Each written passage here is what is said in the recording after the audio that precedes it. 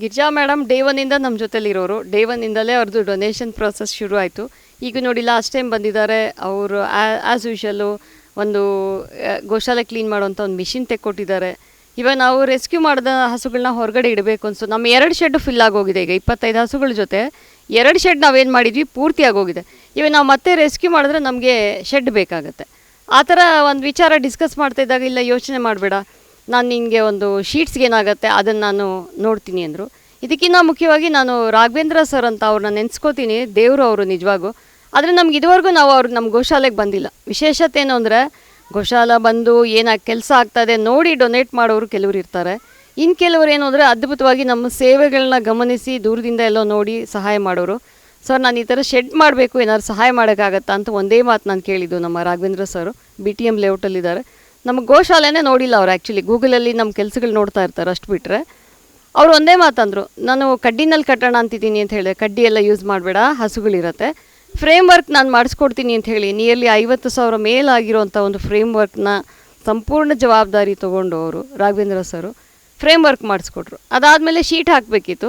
So ನಮ್ಮ Girija madam, ನೀನು ಯೋಚನೆ ಮಾಡಬೇಡ, ನಾನು ಇದ್ದೀನಿ, ನಾನು ಶೀಟ್ ವ್ಯವಸ್ಥೆ ಮಾಡ್ತೀನಿ ಅಂತ ಹೇಳಿ ಅವ್ರ ಮಕ್ಳುಗಳೇ ಇರೋರಿಗೆಲ್ಲ ಹೇಳಿ ಸ್ವಲ್ಪ ಅವ್ರದ್ದು ಎಲ್ಲ ಕಾಂಟ್ರಿಬ್ಯೂಷನ್ ಹಾಕಿಸಿ. ನಿಜ ಹೇಳಬೇಕು ಅಂದರೆ ನಾನು ಗೌರಿ ಹಬ್ಬಕ್ಕೆ ಸೀರೆ ತೊಗೋಬೇಕು ಅಂತಿದ್ದೆ. ನಾನು ಆ ಸೀರೆ ತೊಗೊಳ್ಳಲ್ಲ ಈ ಸತಿ, ಆ ದುಡ್ಡನ್ನು ನಿನ್ನ ಶೆಡ್ಗೆ ನಾನು ಉಪಯೋಗಿಸ್ತೀನಿ ಅಂತ ಹೇಳಿ 20,000 ಅವರು ಸ್ಪಾನ್ಸರ್ ಮಾಡಿ ಇವತ್ತು ನೋಡಿ ನಮ್ಮ ಗೋಶಾಲೆ ನಾವೇನು ಮಾಡಿದ್ದೀವಿ, 3ನೇ ಶೆಡ್ಡು ಫುಲ್ ಫ್ಲೆಡ್ಜಲ್ಲಿ ರೆಡಿಯಾಗಿದೆ. ಸೊ ಈ ಥರ ಒಳ್ಳೆ ಮನಸ್ಸುಗಳು ತುಂಬ ಮಧ್ಯದಲ್ಲಿ ಬಂದಿದ್ದಾವೆ. ಕೇವಲ ಗೋಶಾಲೆ ನಡೆಸೋದು ಅಷ್ಟೇ ಅಲ್ಲದೆ ಹೊರಗಡೆ ಪ್ರಾಣಿ ಪ್ರಿಯರಾಗಿ ನಾಯಿಗಳು ಸಮಸ್ಯೆ ತೊಂದರೆಯಲ್ಲಿ ಇರೋಂಥ ನಾಯಿಗಳನ್ನ ಕಾಪಾಡ್ತಕ್ಕಂಥದ್ದು, ಬೆಕ್ಕುಗಳನ್ನ ಕಾಪಾಡ್ತಕ್ಕಂಥದ್ದು, ಇತರೆ ಪ್ರಾಣಿಗಳನ್ನ ಎಲ್ಲವನ್ನೂ ಕೂಡ ರೆಸ್ಕ್ಯೂ ಮಾಡ್ತಕ್ಕಂಥ ಜವಾಬ್ದಾರಿಯನ್ನು ಹೊತ್ತಿದ್ದಾರೆ. ಇದು ಏನು ಕಾರಣ ಅಂತ ಕೇಳ್ಬೋದು ಸರ್? ಇದು ನಿಮಗೆ ಹೋಗ್ತಾ ಹೋಗ್ತಾ ದೇವ್ರು ಕಾಣಿಸೋಕ್ಕೆ ಶುರು ಆಗ್ಬಿಡ್ತೀರಾ. ಅಂದರೆ ಇದು ನಿಮಗೆ ನಿಮ್ಮಲ್ಲಿರೋ ತಾಕತ್ತನ್ನು ಹೆಚ್ಚಿಗೆ ಮಾಡುತ್ತೆ ಸರ್. ಇವಾಗ ಯಾವುದೋ ಒಂದು ನಾಯಿ ಸಾಯೋ ಸ್ಥಿತಿಲಿರುತ್ತೆ, ಬೆಕ್ಕು ಸಾಯೋ ಸ್ಥಿತಿಲಿರುತ್ತೆ. ನೀವೇನೋ ಒಂದು ಚಿಕ್ಕ ಸಹಾಯ ಮಾಡ್ತೀರಾ ಸರ್, ನೀವು ಅದಕ್ಕೆ ದೇವರಾಗ್ಬಿಡ್ತೀರಾ. ಈಗ ಯಾರೋ ಒಬ್ಬರು ಭಿಕ್ಷದವ್ರು ಇರ್ತಾರೆ ಅಂದ್ಕೊಳ್ಳಿ, ಎಕ್ಸಾಂಪಲ್ಲು. ನೀವು ಅವ್ರಿಗೆ ಒಂದೊತ್ತು ಊಟ ಕೊಡಿಸಿ, ಆ ಕಣ್ಣಲ್ಲಿ ಆ ಸಂತೃಪ್ತಿ, ಆ ತೃಪ್ತಿ ಸರ್ ನಮ್ಗೆ ಎಷ್ಟು ಈಸಿಯಾಗಿ ಸಿಗುತ್ತೆ ಸರ್ ಅವೆಲ್ಲ. ಒಬ್ಬರನ್ನ ನಾವು ಹೆಲ್ಪ್ ಮಾಡೋದು, ಇಟ್ ಈಸ್ ನಾಟ್ ದಟ್ ನಿಮಗೆ ಜೇಬು ತುಂಬ ದುಡ್ಡು ಇರಬೇಕು, ನೀವು ತುಂಬ ರಿಚ್ ಇರಬೇಕು ಸರ್. ಒಂದೊಂದು ಸತಿ ಅಷ್ಟೆಲ್ಲ ಇದ್ದು ನಿಮಗೆ ಮಾಡೋಕ್ಕೆ ಮನಸ್ಸಿಲ್ಲ ಅಂದರೆ ನೀವು ಮಾಡೋಕ್ಕೆ ಆಗೋಲ್ಲ. ಎಲ್ಲ ನಾವು ಸಮಾಜ ಸೇವೆಗೂ ನಾವು ಹೆಲ್ಪ್ ಮಾಡೋಕ್ಕೆ ದುಡ್ಡು ಅಂತಲ್ಲ ಸರ್, ಮನಸ್ಸಿನ ಶ್ರೀಮಂತಿಕೆ ಬೇಕು ಮತ್ತು ಹೃದಯ ಶ್ರೀಮಂತಿಕೆ ಬೇಕು ಅಂತ ನೋಡಿ. ಇದು ಗೋಶಾಲಾ ಒಂದು ಪಾರ್ಟ್ ಆಫ್ ದ ವರ್ಕ್. ಯಾಕೆಂದರೆ ನಾನು ಇದರಲ್ಲಿ ಮುಳುಗೇ ಹೋಗಿದ್ದೀನಿ ಗೋಶಾಲೆನಲ್ಲಿ. ಅದಲ್ಲದೆ ನನಗೆ ರೆಸ್ಕ್ಯೂ ಕಾಲ್ಸ್ ತುಂಬ ಬರ್ತಾ ಇರುತ್ತೆ. ಆಕ್ಸಿಡೆಂಟ್ ಆಗಿದೆ, ಮೋರಿಗೆ ಬಿದ್ದಿದೆ, ಡ್ರೈನೇಜಿಗೆ ಬಿದ್ದಿದೆ ಅಂತ. ಬಟ್ ಈ ಎಲ್ಲ ರೆಸ್ಕ್ಯೂನಲ್ಲೂ ನಾನು ಕೇಳ್ತಾರೆ ಜನ, ನಿಮ್ಮ ಟೀಮ್ ಎಷ್ಟಿದೆ ಮೇಡಮ್ ಅಂತ ಕೇಳ್ತಾರೆ ಸರ್. ನಾನು ಅವ್ರಿಗೆ ಹೇಳೋದೇನು ಅಂದರೆ, ಇಬ್ಬರೇ ಅಂತ ಹೇಳ್ತೀನಿ.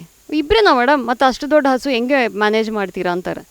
ಇಬ್ಬರು ಅಂದರೆ ನಾನು ಹೇಳೋದು, ನಾನು ಕಾಣಿಸ್ತಾ ಇದ್ದೀನಿ, ನನ್ನ ಜೊತೆ ಇರೋ ದೇವ್ರು ಕಾಣಿಸಲ್ಲ ಅಂತ.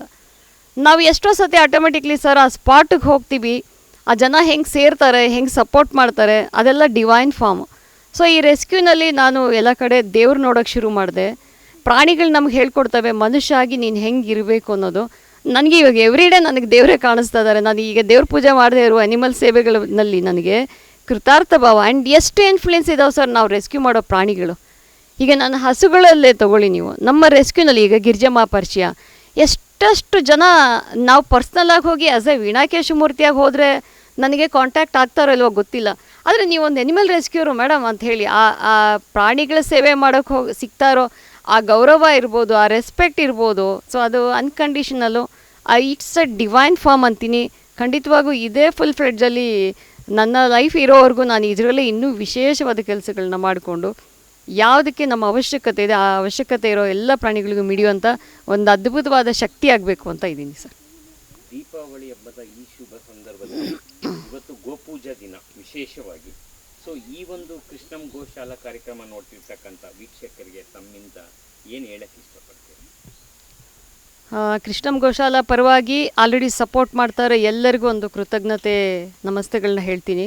ಮುಖ್ಯವಾಗಿ ಏನಂದರೆ, ನೀವು ನೋಡಿರೋರೆಲ್ಲ ಹೇಳ್ತಾರೆ ನಾನು ಒಂದು ಪಾರ್ಟ್ ಆಫ್ ದ ಹೆಲ್ಪ್ ಆಗಬೇಕು ಗೋಶಾಲೆಗೆ ಅಂತ. ನೋಡಿ ಇಲ್ಲಿ ನಾವಿರೋದು, ನಾವು ಬಾಡಿಗೆ ರೆಂಟ್ ಪ್ಲೇಸಲ್ಲಿ ತೊಗೊಂಡು ನಾವು ಮ್ಯಾನೇಜ್ ಮಾಡ್ತಾಯಿದ್ದೀವಿ ಇಷ್ಟು ಹಸುಗಳನ್ನ. ನೀವು ಕೌ ಫುಡ್ ಸ್ಪಾನ್ಸರ್ ಮಾಡ್ಬೋದು. ಆ್ಯಸ್ ಎ ವಾಲಂಟಿಯರಾಗಿ ನಮಗೆ ಕ್ಲೀನಿಂಗಿಗೆ ಅದು ಇದಕ್ಕೆ ಏನಕ್ಕಾರ ಸಪೋರ್ಟ್ ಮಾಡೋಕ್ಕೆ ನೀವು ಬರ್ಬೋದು. ಅದ್ರ ಜೊತೆ ನಿಮಗೆ ಏನಾಗುತ್ತೆ ಆ ಹೆಲ್ಪ್, ಯಾವುದೇ ಒಂದು ಹಬ್ಬ ರೀತಿನ ಇಲ್ಲಿ ಬರ್ತಾ ಸುಮಾರು ಜನ ಬರ್ಡೇ ಸೆಲೆಬ್ರೇಟ್ ಮಾಡ್ತಾರೆ, ಇಲ್ಲ ನನ್ನ ಮಗನಿಗೆ ಕೆಲಸ ಸಿಕ್ತು, ಒಂದು ದಿವ್ಸದ ಕೌ ಫುಡ್ ಸ್ಪಾನ್ಸರ್ ಮಾಡ್ತೀವಿ ಅಂತಾರೆ. ನಾವು ಡ್ರೈ ಹುಲ್ ತೊಗೋತೀವಿ, ನೀವು ಅದನ್ನು ಸ್ಪಾನ್ಸರ್ ಮಾಡ್ಬೋದು. ಇಲ್ಲಿ ₹1 ₹2 ಅಂತಲ್ಲ, ನಿಮಗೆ ಆಗಿದ್ದು ಮಟ್ಟದಲ್ಲಿ ಒನ್ ಡೇ ಖರ್ಚು ನೀವು ತೊಗೋಬೋದು. ಆ್ಯಂಡ್ ಮೋರ್ ಓವರ್ ಏನಂದರೆ ಇಲ್ಲಿ ನಾವು ರೆಸ್ಕ್ಯೂ ಮಾಡಿರೋದೆಲ್ಲ ಅನಾಥ ಆಗಿರೋವಂಥದ್ದು, ತಂದೆ ತಾಯಿ ಇಲ್ಲದೆ ಇರೋವಂಥ ಹಸುಗಳು, ಅಬಂಡೆಡ್ ರೋಡಲ್ಲಿ ಇರೋದು, ಯಾರೂ ಇಲ್ಲದೆ ಇರೋ ಅನಾಥವಾಗಿರೋಂಥ ಹಸುಗಳನ್ನೇ ನಾವು ರೆಸ್ಕ್ಯೂ ಮಾಡಿರೋದು. ನೀವು ಅದಕ್ಕೆ ಆ್ಯಸ್ ಎ ಪೇರೆಂಟ್ ಆಗ್ಬೋದು. ನೀವೊಂದು ಹಸುನ ಅಡಾಪ್ಟ್ ಮಾಡಿಕೊಂಡು ಮಂತ್ಲಿ ಇದೇನೋ ಒಂದು ನಾನು ಪೇಮೆಂಟ್ ಮಾಡ್ತೀನಿ, ಅದ್ರ ಆರೋಗ್ಯ, ಅದ್ರ ಫುಡ್ಡು, ಅದ್ರ ಮೆಡಿಕಲ್ ಎಕ್ಸ್ಪೆನ್ಸಸ್ ನಾನು ಬೇರ್ ಮಾಡ್ತೀನಿ ಅಂತ ಹೇಳಿದ್ರೆ ಅದಕ್ಕೆ ಆಪ್ಷನ್ ಇದೆ. ಕೌ ಫುಡ್ ಆರಾಮ್ಸೆ ಸ್ಪಾನ್ಸರ್ ಮಾಡ್ಬೋದು, ಕ್ಲೀನಿಂಗ್ ಬರ್ಬೋದು, events you can conduct, you can create awareness about the Krishnam Goshala ಏನು ಸಹಾಯ ಸಹಕಾರ ಮಾಡ್ತಾ ಇದ್ದೀವಿ ಅಂತ. ಆ್ಯಂಡ್ ಮೋರ್ ಓವರ್ ನಾವಿಲ್ಲಿ ಯಾವುದೇ ಲಾಭದ ಉದ್ದೇಶ ಇಲ್ಲ. ನಾವು ಏನು ದುಡ್ಡು ಇಲ್ಲಿಂದ ಕೈಯಿಂದ ಹಾಕ್ತಾ ಇದ್ದೀವಿ ಅದು ಖಂಡಿತ ಕೈಯಿಂದ ಹಾಕ್ತಾ ಇರೋದು ಇಲ್ಲ ಕೆಲವು ಒಳ್ಳೆ ಮನಸ್ಸುಗಳು ಸೇರಿ ನಮಗೆ ಸಪೋರ್ಟ್ ಮಾಡ್ತಾ ಇರೋದು ಬಿಟ್ಟರೆ ಕೃಷ್ಣಮ್ ಗೋಶಾಲೆ ಯಾವುದೇ ಬಿಸ್ನೆಸ್ ಆರ್ಥಿಕವಾಗಿ ಕ್ರಿಯೇಟ್ ಆಗಿರುವಂಥದ್ದಲ್ಲ. ಇಲ್ಲಿ ನಾವು ಯಾವುದೇ ಹಾಲು ಬಿಸ್ನೆಸ್ ಮಾಡಲ್ಲ. ನೀವು ನಮ್ಮ ಕರುಗಳು ನೋಡಬೇಕು ಎಷ್ಟು ಸ್ಟ್ರಾಂಗ್ ಇರ್ತವೆ ಅಂತ. ಒಂದು ಡ್ರಾಪ್ ಹಾಲು ಕೂಡ ನಾವಿಲ್ಲಿ ಕರಿಯೋ ವ್ಯವಸ್ಥೆ ಇಲ್ಲ. ನಾನು ನಂಬಿರೋದು ಕರುಗಳ ಹಕ್ಕು, ಹಾಲು, ತಾಯಿಯ ಹಾಲು ಸಂಪೂರ್ಣವಾಗಿ ಕರುಗಳ ಹಕ್ಕು. ಅದು ಯಾವುದೇ ರೀತಿಯಲ್ಲಿ ವಂಚನೆ ಆಗಬಾರ್ದು ಅನ್ನೋ ಉದ್ದೇಶದಲ್ಲಿ ಇಲ್ಲಿ ಹಾಲಿನ ಬಿಸ್ನೆಸ್ ಖಂಡಿತವಾಗೂ ಇರಲ್ಲ. ಸೊ ನೀವು ಆ್ಯಸ್ ಎ ವಾಲಂಟಿಯರಾಗಿ ಬನ್ನಿ, ಸಪೋರ್ಟ್ ಮಾಡಿ, ಇನ್ನೊಂದಷ್ಟು ನಾವು ಈ ಕೆಲಸ ಮಾಡಿ ಇನ್ನೂ ಅಷ್ಟು ಹಸುಗಳಿಗೆ ಆಧಾರ ಆಗೋ ಥರ ಹೆಲ್ಪ್ ಮಾಡಿ. ಆ್ಯಂಡ್ ದೇವರಲ್ಲಿ ನಂದು ಪ್ರಾರ್ಥನೆ, ಅರ್ಧಲ್ಲಿ ಬೇಗ ನಾವು ಒಂದು 5 ಎಕರೆ ಮೇಲೆ ಜಾಗ ಮಾಡಿಕೊಂಡು ನಮಗೆ ಬೇಕಾಗಿರೋ ಹುಲ್ಲನ್ನು ನಾವು ಬೆಳ್ಕೊಂಡು ಇನ್ನೊಂದಷ್ಟು ಹಸುಗಳಿಗೆ ಕೃಷ್ಣಮ್ ಗೋಶಾಲ ಆಧಾರ ಆಗಬೇಕು ಅಂತ ಆಸೆ ಪಡ್ತೀನಿ ನಾನು. ಕೃಷ್ಣಮ್ ಗೋಶಾಲ ಇರ್ತಕ್ಕಂಥ ಜಾಗ ಮತ್ತು ವಿಳಾಸ ಏನೇ? ಕೃಷ್ಣಮ್ ಗೋಶಾಲ ನಾವು ಈಗ ರವಿಶಂಕರ್ ಆಶ್ರಮ ಹಿಂಭಾಗ ಕಗ್ಲಿಪುರದಲ್ಲಿ ಪೈಪ್ಲೈನ್ ರೋಡ್ ಅಂತಿದೆ, ನಿಸರ್ಗ ರೆಸಾರ್ಟ್ ಹಿಂಭಾಗ ಬರುತ್ತೆ. ಇದು ಒಂದು ಫಾರ್ಮ್ ಹೌಸು, ಸಮೃದ್ಧಿ ನಿಲಯ ಅಂತ. ಈ ಫಾರ್ಮ್ ಹೌಸಲ್ಲಿ ನಾವು ಗೋಶಾಲೆ ಮಾಡಿರೋದು 10,000 ಸ್ಕ್ವೇರ್ ಫೀಟ್ ಜಾಗ ಇದೆ. ಈಗ ಸದ್ಯಕ್ಕೆ ಓಕೆ, ಬಟ್ ಇನ್ ಫ್ಯೂಚರಲ್ಲಿ ನಮಗೆ ಇನ್ನೊಂದು ವಾರದಲ್ಲಿ ಎಲ್ಲ ಇನ್ನೊಂದು 2 ಮಂತ್ಸಲ್ಲಿ ನಾವು ಒಂದು 30 ರೀಚ್ ಆಗ್ತೀವಿ ಹಸುಗಳು. ಕೆಲವು ಹಸುಗಳು ಪ್ರೆಗ್ನೆಂಟ್ ಇದೆ. ಅದಾದ ಮೇಲೆ ನಮಗೆ ಸ್ವಲ್ಪ ಜಾಗದ ಅವಶ್ಯಕತೆ ಬೇಕಾಗುತ್ತೆ. ಯಾಕಂದರೆ ಹಸುಗಳನ್ನ ನಾವು ಬೆಳಗಿನ ಸಂಜೆ ಕಟ್ಟಲ್ಲ, ನಾವು ಬೆಳಿಗ್ಗೆ ಎದುರು ಬಿಡ್ತೀವಿ, ಒಂದು 12:30 1 ಗಂಟೆ ತನಕ ಓಡಾಡಿಕೊಂಡು ಆವಾಗವೇ ಗೋಶಾಲೆಗೆ ಬಂದಮೇಲೆ ನಾವು ಕಟ್ತಾ ಇದ್ದೀವಿ. ಹಾಗಾಗಿ ನಿಮ್ಮಲ್ಲಿ ಯಾರು ಮಾಡೋಂಥ ಮನಸ್ಸಿರೋರು, ನಮಗೆ ಯಾವ್ದಾದ್ರು ರೀತಿಯಲ್ಲಿ ಅದ್ಭುತವಾದ ಸಹಾಯ ಸೇವೆ ಮಾಡೋಂಥವ್ರಿದ್ರೆ ಖಂಡಿತವಾಗೂ ನಮಗೊಂದು 5 ಎಕರೆ ಜಾಗದ ಅವಶ್ಯಕತೆ ಇದೆ. ನಾನು ಭಗವಂತನ ಬೆಳಿಗ್ಗೆ ಎದ್ರೆ ಮೊದಲನೇ ನಂದು ಪ್ರಾರ್ಥನೆ ಭಗವಂತನ ಹತ್ರ 5 ಎಕರೆ ಜಾಗ ಕೊಡು ಅಂತಲೇ ನಾನು ಕೇಳ್ತಾ ಇರ್ತೀನಿ. ಯಾಕಂದರೆ ಈ ಕೆಲಸ ಇನ್ನೂ ಅದ್ಭುತವಾಗಿ ಮುಂದುವರಿಲಿ ಅಂತ ನಿಮ್ಮೆಲ್ಲರ ಸಹಕಾರದೊಂದಿಗೆ.